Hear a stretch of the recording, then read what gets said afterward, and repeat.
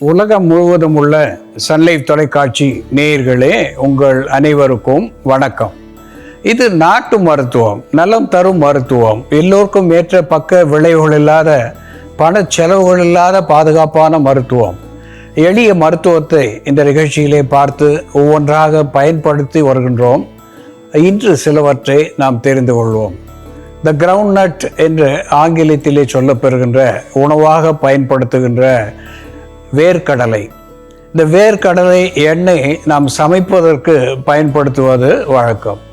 இந்த வேர்க்கடலை எண்ணெய் சுத்தமாக எடுத்து ஒரு தேக்கரண்டி அளவு எண்ணெய் எடுத்து அதை பாலில் கலந்து அன்றாடம் காலையிலே வெறும் வயிற்றிலே சில நாட்கள் பருகி வருவதனாலே அது சிறுநீரக தாரையிலே ஏற்படுகின்ற எரிச்சல், சிக்கல் இவற்றையெல்லாம் போக்குவது மட்டுமல்லாமல் சிறுநீரக பாதையை செம்மைப்படுத்துகின்ற ஒரு பணியை அது செய்வது உடலுக்கு, தோலுக்கு பொலிவை தரக்கூடியதாக விளங்குகிறது. மைல்டு லாக்ஸேட்டிவ் என்கின்ற வகையிலே மலச்சிக்கலை போக்கக்கூடிய ஒன்றாகவும் இந்த வேர்க்கடலை எண்ணெய் விளங்குகிறது என்பது உண்மை. அன்பான நேயர்களே, கருவேலம் பிசின் நாட்டு மருந்து கடைகளிலே கிடைக்கக்கூடிய ஒன்று.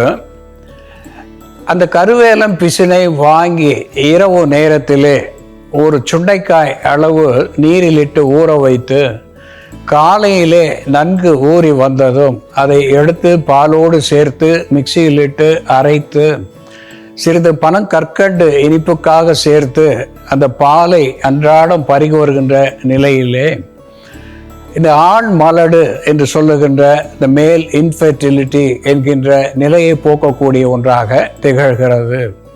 அதற்கு காரணமாக இருக்கின்ற இந்த ஸ்போம் கவுண்ட் என்று சொல்லக்கூடிய விந்துக்களின் எண்ணிக்கை, அதனுடைய பயணத்தன்மை என்கின்ற மோட்டிலிட்டி, இவற்றை அதிகப்படுத்தக்கூடிய தன்மை இந்த கருவேலம் பிசினுக்கு உண்டு. இதனாலே ஆண் மலடு என்கின்ற நிலையை மாற்றுகிறது. நீர்த்த விந்தை கெட்டிப்படுத்தக்கூடியதாகவும் இந்த கருவேலம் பிசின் விளங்கும் என்பதிலே ஐயமில்லை.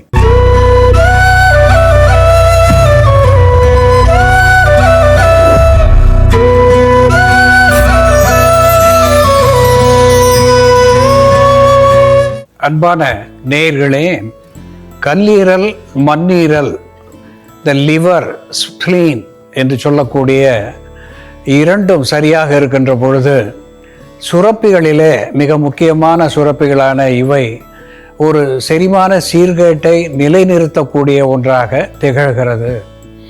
தேவையற்ற நச்சுக்களை குருதியிலே சேராமல் பார்த்து கொள்ளக்கூடிய பணியை இவை செய்கின்றன. இவை இரண்டும் பலமாக இருக்கின்ற பொழுது நம் உடல் நலமாக இருக்கும் என்பதை சுட்டிக்காட்ட விரும்புகின்றேன். இன்று ஒரு எளிய மருத்துவத்தை, இந்த கல்லீரல், மண்ணீரல் சரிப்படவும் பல்வேறு நோய்களிலே இருந்து நாம் விடுபடவும் ஒரு எளிய மருத்துவத்தை நாம் பார்ப்போம். அதற்கு வெந்தயம், ட்ரைகோனெல்லா ஃபைனம் கிரீக்கம் என்று சொல்லக்கூடிய வெந்தயம். வெந்தயம் ஒரு ஆன்டி ஆக்சிடென்ட் என்கின்ற மருத்துவ குணத்தை பெற்றிருக்கிறது. ஆன்டி அல்சரேட்டிவ் என்கின்ற வகையிலே புண்களை ஆற்றக்கூடியதாக திகழ்கிறது. வெந்த அயம் என்கின்ற வகையிலே இது அயர்ன் என்ற இரும்பு சத்துவத்தை அதிகமாக தந்து HB என்ற ஹீமோகுளோபினை அதிகப்படுத்தக்கூடிய ஒன்றாக திகழ்கிறது.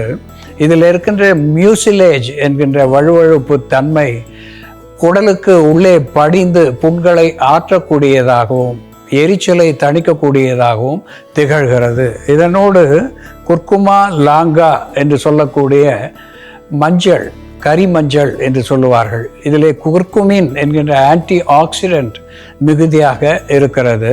இது ஒரு anti bacterial, anti fungal, anti microbial, anti viral என்கின்ற வகையிலே நுண்கிருமிகளை எதிர்த்து வெளித்தள்ளக்கூடியதாகவும் நோய் கிருமிகளை தள்ளி ஆரோக்கியத்தை தரக்கூடியதாகவும் இந்த மஞ்சள் விளங்குகிறது என்பதை நாம் மறுத்தல் ஆகாது. அதனோடு பிராசிகா ஜென்சியே என்று தாவர பெயராலே சுட்டப்பெறுவது கடுகு. கடுகு சிறுத்தாலும் காரம் பெரிது என்பது தமிழ் மொழி. இந்த கடுகு ஒரு ஸ்டிமுலண்ட் என்கின்ற வகையிலே உறுப்புகளை தூண்டக்கூடியதாக விளங்குகிறது. ஆன்டி லிபிடமிக் என்கின்ற நிலையிலே கொழுப்பு சத்துவத்தை கரைத்து வெளித்தள்ளக்கூடியதாக திகழ்கிறது. பிளட் பியூரிஃபையர் என்கின்ற வகையிலே குருதியை சுத்திகரிக்கக்கூடியதாகவும் இந்த கடுகு விளங்குகிறது. இவற்றோடு அசஅஃபைட்டிடா என்று சொல்லக்கூடிய பெருங்காயம் என்பது, இந்த காயம் என்றால் உடலை பெரிதுபடுத்தி ஆரோக்கியத்தை பெரிதுபடுத்தக்கூடிய ஒன்றாக இந்த பெருங்காயம் விளங்குகிறது.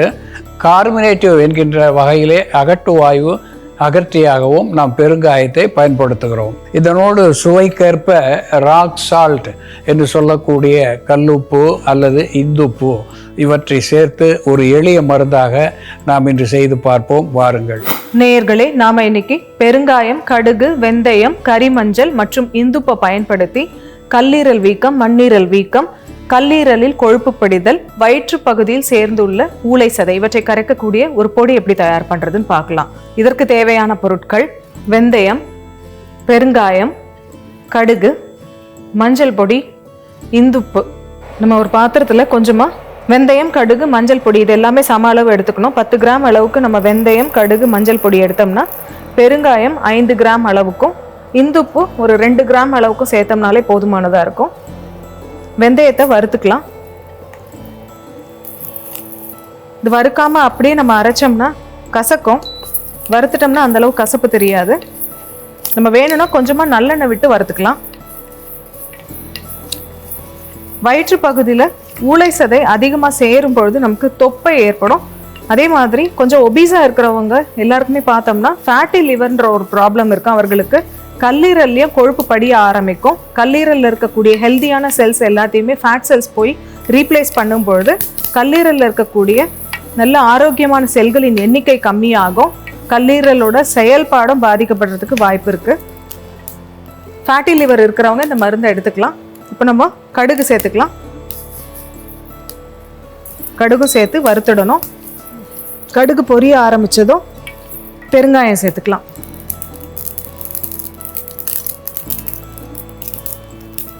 இந்துப்பு கொஞ்சமாக சேர்த்துக்கலாம். ஒரு 2 கிராம் அளவுக்கு இந்துப்பு சேர்த்துக்கலாம்.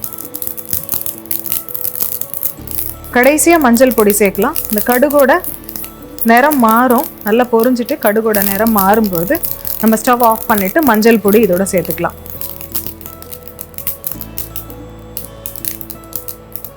மஞ்சள் பொடி முதல்ல சேர்த்தோம்னா கருகிடும். அதனால் கடைசியாக சேர்க்குறோம்.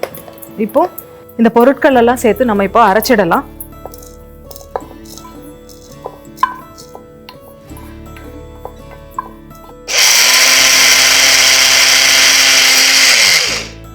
இந்த பொடி இப்போ தயாராகிடுச்சு. பெருங்காயம், கடுகு, வெந்தயம், இந்துப்பு மற்றும் கரிமஞ்சள் சேர்ந்த இந்த பொடியை தினமும் ஒரு தேக்கரண்டி அளவு நம்ம சாதத்தோட பிசைஞ்சு சாப்பிட்டுட்டு வரும்பொழுது கல்லீரல், மண்ணீரல் வீக்கத்தை குறைக்கக்கூடிய மருந்தாகவும், கல்லீரலில் சேர்ந்து உள்ள அதிகப்படியான கொழுப்பை கரைக்கக்கூடிய மருந்தாகவும், வயிற்றில் உள்ள ஊளை சதையை குறைக்கக்கூடிய மருந்தாகவும் இது செயல்படும். அன்பான நேயர்களே, கடுகு, மஞ்சள், வெந்தயம், பெருங்காயம், அதனோடு லேசாக இந்துப்பு இவை சேர்ந்த ஒரு சூரணத்தை நாம் செய்து வைத்திருக்கின்றோம். இதை 5 கிராம் முதல் 10 கிராம் வரையிலே அந்தி சந்தி என்று 2 வேளை சுடுநீரோடோ அல்லது தேனோடோ கலந்து சாப்பிட்டு வருகின்ற பொழுது ஒரு ஹெப்பாட்டோ ப்ரொடெக்டிவ் என்கின்ற வகையிலே கல்லீரல், மண்ணீரல் இவற்றிலே இருக்கின்ற குறைகளை களையக்கூடிய ஒன்றாக திகழ்கிறது. குறிப்பாக த ஃபேட்டி லிவர் என்று ஆங்கிலத்திலே பரிசோதனையிலே எழுதியிருப்பார்கள். அதை பார்த்துவிட்டு ஈரலே கெட்டு போய்விட்டது என்று பயப்படுபவரை நாம் பார்த்திருக்கின்றோம். இந்த ஃபேட்டி லிவர் என்று சொல்லுகின்ற பொழுது இந்த சூரணமானது ஆன்டி லிபிடமிக் என்கின்ற வகையிலே கொழுப்பு சத்துவத்தை கரைத்து, குறிப்பாக ட்ரைக்ளிசரைட்ஸ் என்று சொல்லக்கூடிய கெட்ட கொழுப்பையும், லோ டென்சிட்டி லிபிட் என்று சொல்லக்கூடிய எல்டிஎல் கொலஸ்ட்ரால் இவை இரண்டையும் குறைத்து HDL கொலஸ்ட்ராலை சரிசமமாக வைத்து கொள்ளக்கூடிய ஒரு மருந்தாக திகழ்கிறது. ஒரு ஆன்டி ஆக்சிடென்ட் என்கின்ற வகையிலே கேன்சர் வாராது தடுக்கின்ற ஒன்றாக இந்த சூரணம் விளங்குகிறது. கார்மினேட்டிவ் என்கின்ற வகையிலே அகட்டுவாயு அகற்றியாக இருந்து வயிறு உப்புசம், வயிற்று பொறுமல், செரிமான சீர்கேடுகள், வயிறு மந்தம் இவற்றையெல்லாம் போக்குகின்ற ஒரு சூரணமாக இந்த கடுகு, மஞ்சள், வெந்தயம், இந்துப்பு நமக்கு பயன் தருகிறது என்பது உண்மை. அன்பான நேயர்களே, வீட்டிலே இருக்கக்கூடிய மஞ்சள், கடுகு, வெந்தயத்தை கொண்டு ஒரு எளிய மருத்துவத்தை நாம் இன்று பார்த்து தெரிந்து கொண்டோம். இதுபோல வேறு ஒரு மருத்துவ குறிப்போடு நாம் மீண்டும் சந்திப்போம். நன்றி, வணக்கம்.